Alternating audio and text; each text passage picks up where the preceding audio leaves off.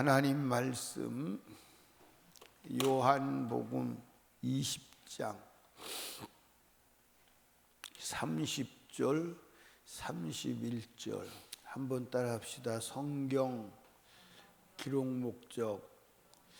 성경을 기록한 목적이 뭐죠? 성경을 기록한 목적은 예수, 그 예수가 그리스도다. 그거를 뭐 하게 하려고? 알고 그 다음에 믿게 하려고. 아멘. 그래서 성경은 전체에다가 누구 얘기예요? 예수에 대한 얘기예요. 예수님께서 이 땅에 계시면서 행한 일이 많아요, 안 많아요? 많아요. 어마어마하게 많아요. 성경에 기록된 것은 아주 극히 일부분이에요. 그걸 요한복음 21장 마지막 절에 가보면 얼마나 많았는가를 알 수가 있는데 한번 확인해 봅시다. 다 보시고 아시는 말씀이지만 요한복음 21장 25절 시작. 스톱. 이제 예수님이 행하신 일이 이 일 외에도 이렇게 했는데 예수님께서 이적을 행하신 것을 가장 많이 기록한 책이 요한복음일 겁니다. 그렇죠? 그런데 요한복음에 기록된 것은 아주 적은 부분이다. 이외에도 많으니 만일 낱낱이 기록된다면 이 세상이라도 이 기록된 책을 두기에 뭐하죠? 얼마나 많은 거예요. 이 세상이 예수님의 행한 일을 낱낱이 기록된다면 이 세상의 서가라고 해도 그 책을 다 꽂기에 부족할 것이다. 그렇게 말씀했어요. 그러니까 예수님이 행하신 일이 성경에 기록된 것은 아주 극히 일부분이다. 근데 왜 기록했느냐? 예수가 누구다? 그리스도다. 그러니까 구약에도 메시아를 기록하는 거예요. 메시아를 기록하는데 그 메시아가 왜 오시느냐? 그리스도로 오신다는 거예요. 하나님의 아들이 육체를 입고 오신다는 거예요. 처녀의 몸에서 나신다는 거예요. 천한 몸으로 오신다는 거예요. 근데 왜 오시느냐? 죽으시기 위해서 오신다는 거예요. 왜 죽느냐? 인간의 죄를 해결하기 위해서. 그 죄를 해결하는 게 뭐라고요? 그리스도다. 예수를 뭘로 믿어야 돼요? 그리스도로 믿어야 돼요. 그러니까 지금 이 세상에서 예수를 부정하는 사람이 있나요? 예수를 부정하는 사람이 있나요? 예수를 부정하면요, 그 사람은 누가 될까요? 그 사람 바보 되는 거예요. 예수? 예수가 어디 있어? 예수가 없어. 예수라는 사람이 인류 역사에서 존재하지 않았어. 그렇게 말하면 바보가 돼요. 예수를 부정하는 사람이 없어요. 예수를 부정하는 사람은 예수에 대한 실존 인물 자체를 부정하는 게 아니고 예수가 뭐 그리스도다, 예수가 나를 구원했다, 예수가 너를 구원했다, 이걸 부정하는 거예요. 예수라고 한 인간의 실존 자체를 부정하는 사람은 아무도 없어요. 아무도 없습니다. 근데 예수가 너를 구원했어. 예수 믿으면 네 병을 치료해. 오직 예수만 믿어야 돼. 예수 믿어야 제사함 받아. 예수만 믿어야 천국 가니. 이걸 부정하는 거예요. 그러니까 무엇을 부정하느냐? 두 가지를 부정하는 거예요. 하나는 예수가 그리스도이심을 부정하고 하나는 예수가 주되심을 부정하는 거예요.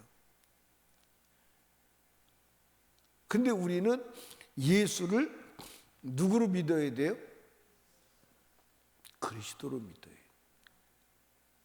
그러니까 예수를 그리스도라고 이제 믿게 하려고 이 책을 기록했고, 왜 예수를 그리스도로 믿어야 하냐면 예수를 그리스도로 믿을 때만이 영생이 있는 거예요. 성경 보십시다. 31절에 보니까 오직 이것을 기록함은 너희로 예수께서 하나님의 아들 그리스도이심을 믿게 하려 하며 그랬어요. 그렇죠? 근데 이제 또 너희로 믿고, 그러면 그리스도로 믿어야 되는 이유가 뭐냐? 왜 믿어야 되느냐? 그 이름을 힘입어 뭘 얻어죠? 생명을 얻게 하려 합니다. 그러니까 결국은 예수 그리스도를 믿는 목적은 뭐예요? 영생을 얻기 위함이에요. 그리고 거꾸로 내려갑니다. 영생을 얻으려면 뭐가 해결돼야 돼요? 죄가 해결돼야 돼요. 죄를 해결하는 유일한 길은 예수를 그리스도로 믿는 길밖에 없어요. 아멘. 아멘. 그러니까 여러분에게 이제 말씀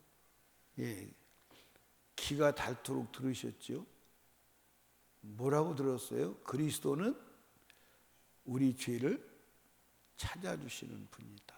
그래서 예수 앞에 나오면 죄가 보인다 안 보인다? 보인다. 그러니까 여러분과 제가 예수를 믿어도 내가 무슨 죄가 있어?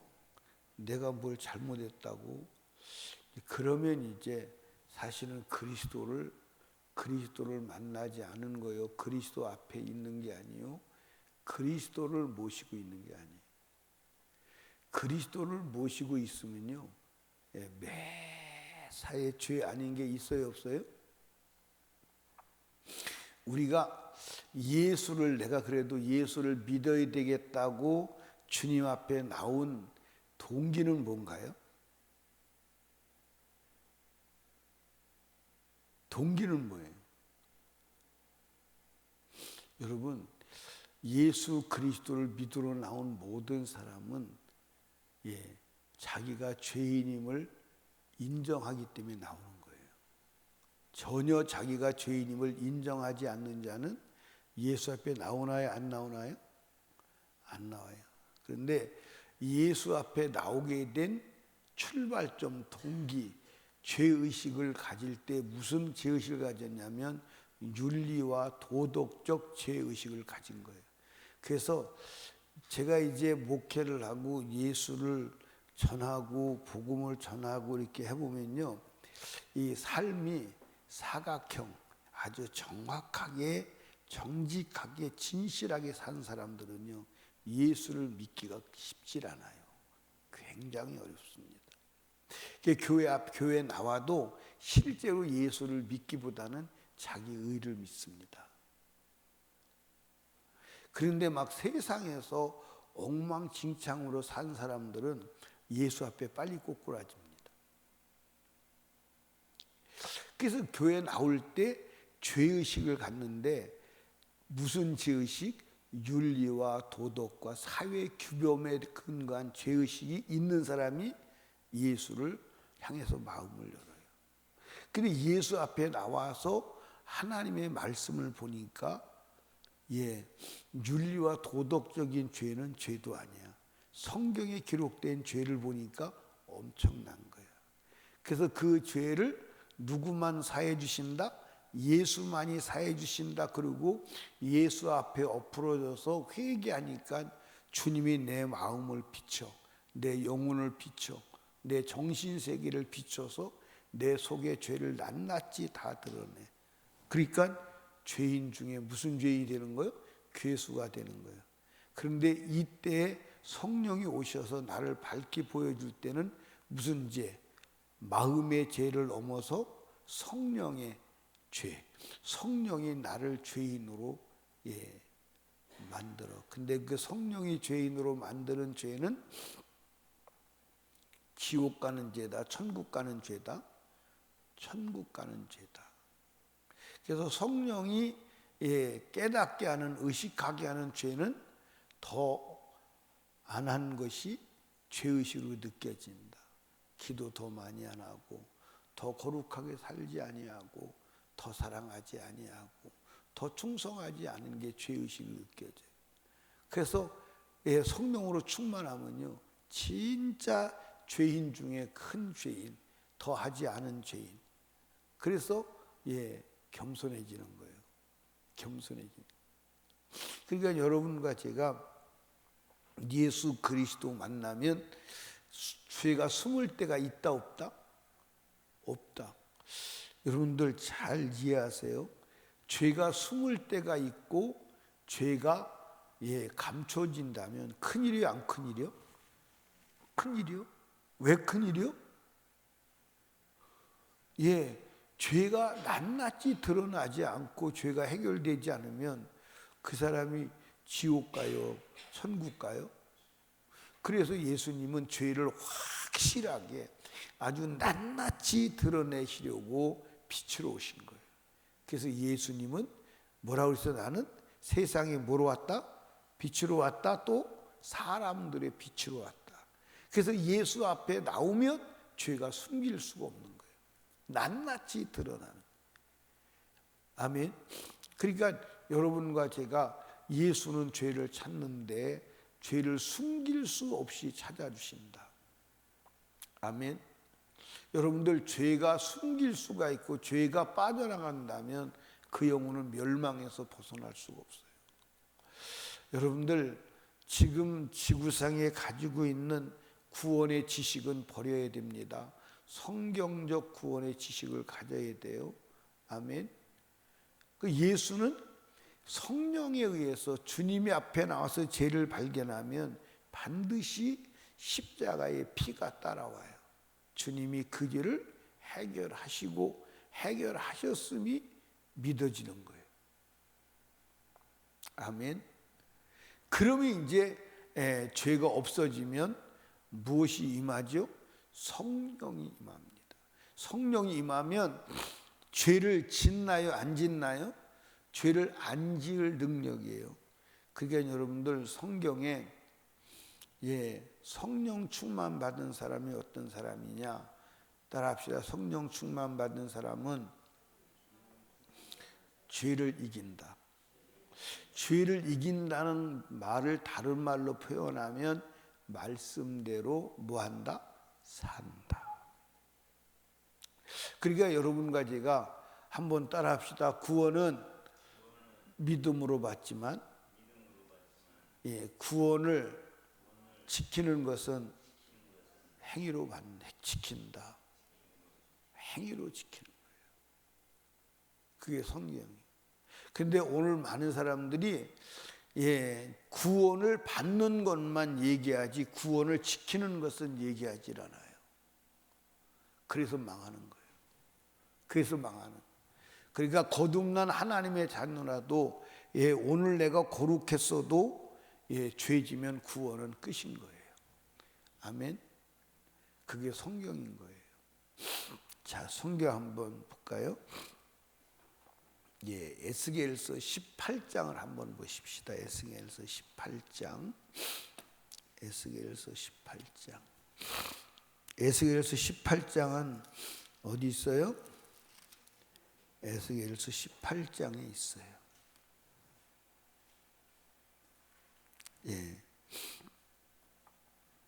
한번 보십시다.